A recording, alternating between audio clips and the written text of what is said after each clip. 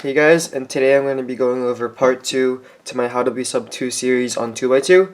So today I'm basically going to be going over 3 points, and those 3 points are going to be finger tricks, pickups, and execution. So for finger tricks, I already made the 2 videos of all my EG1 and CLL algs, and there is a video on EG2 algs by Chris Olson already, so I'll link that in the description as well, along with my videos. So I will not be going over the finger tricks in this specific video, but you can check them out in those other videos that I made. But the next thing is pickups. So pickups honestly is a huge thing, because a lot of people waste 0.2, 0.3 seconds on just bad pickups, and honestly I think I got better pickups, and I have particularly good pickups for what I average. So I'm just gonna be going over how I practiced doing my pickups. So basically what I did back in maybe like January when I was just about to break sub-2, I was like 2.1, 2.2 average. I basically just set up like a 4-mover and then try to get my fastest time on it, like maybe like sub 0.4. So like here's what like a bad pickup would be. I see it takes me a while to start turning the cube like that, but a good pickup would be going like, I mean, I'm not that great at it now. I used to be much better, but as you see, when I do these pickups, I hold the cube right above the timer so then I can stop it right away. And another thing is I'm not raising too wide to waste time, and I'm putting my hand right away to start turning it. So I'm not picking it up, turning it, I'm turning it while I'm picking it up. So that's a big thing. Okay, I'm not good at it anymore. Well, you get the point on that. Practice pickups, try to get like, I'd say sub 0.5 at least, or at least sub WR on 4 movers. I'm not good at it anymore, as you see, but they just overall made my pickups really much better, and that's a big thing honestly in turning. Even though it's not necessarily turning, it's like starting to turn. And the last thing for this video I'm going to be going over is the what do you call it? It's the execution. So execution's a big thing. So I'm just going to be going over some examples and on where execution in your turning matters. So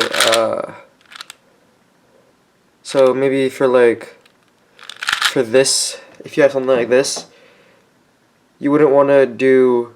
So if you want if you solve the layer, you get this case, which starts with an R prime. But if you do R2, U, R2 prime, then you can't really go straight into the alg. You'd have to regrip, which takes time. Something that I would do with this situation is I'd start with an R2 prime, and then U, R2, so that I could go straight into the algorithm. And then another thing is fluidity when you turn. So I mean, I'm gonna try to turn as fast as I can on this scramble. Like literally, as you saw it, I just locked up a ton and didn't get even that good of a time for that scramble. So a better thing to do honestly is just maintain a certain TPS. So like, see, that was a 1.4. So I think a good thing to do is aim for 7 to 8 TPS, or I'd say no, 8 TPS is a good goal to get sub-2. So you can practice tracking your TPS by, after doing your solves, counting the number of moves the solve was, and then dividing the moves divided by the time, and keep track of that TPS to see how much it'll grow. And also, TPS is not just turning as fast as you can, as you saw for this, because turning as fast as you can causes lockups, and 8 TPS just requires decently fast turning but minimal lockups. So I'm just going to be comparing 2 solves in the background again.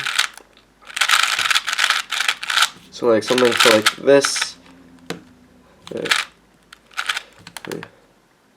So here's what I do if it was super fast I was turning. Oh, wait. Sorry about that. So if I was turning super fast, let's say for this. So yeah, +2 to N, I didn't really get that great of a time.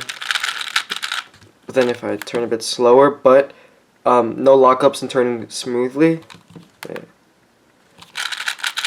I get a pretty good time, 154. And that was, wait, let me see, let's see. 1, 2, 3, 4, 5, 6, 7, 8, 9, 10, 11, 12, 13, 14, 15. That was 15 moves, so that was 9 TPS. And I wasn't even turning as fast as I can, which shows that all you need to do to achieve that 8 TPS, which is a goal, which I think should be the goal for everyone to achieve sub-2, you don't need to turn that fast. You just need to turn with minimal lockups. And, oh, a big thing is one looking, but I won't be going over that in this video, but make sure to just get to that 8 TPS barrier, and then you can definitely become top sub-2. And another thing I didn't go over yet is your execution in your algs. So your alg execution should be able to execute all your algs sub-1, I would say. Maybe for some cases you shouldn't be able to. You couldn't be able to. Maybe like, I don't know. I don't have a good example. Maybe like this case, because that's pretty difficult, but you can generally avoid that.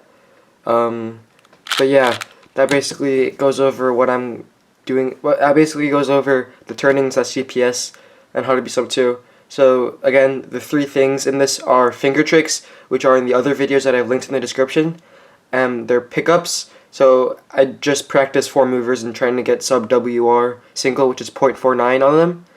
And the last thing is fluidity in your executions. So I just went over how you should try to achieve 8 TPS on every solve by just turning as smooth as possible, but not too fast where you lock up a lot. So yeah, that's all I have for this video, and in my next video I will be going over how to be sub-2 part 3. So look out for that. But anyways guys, see you next time, and thanks for watching. Bye.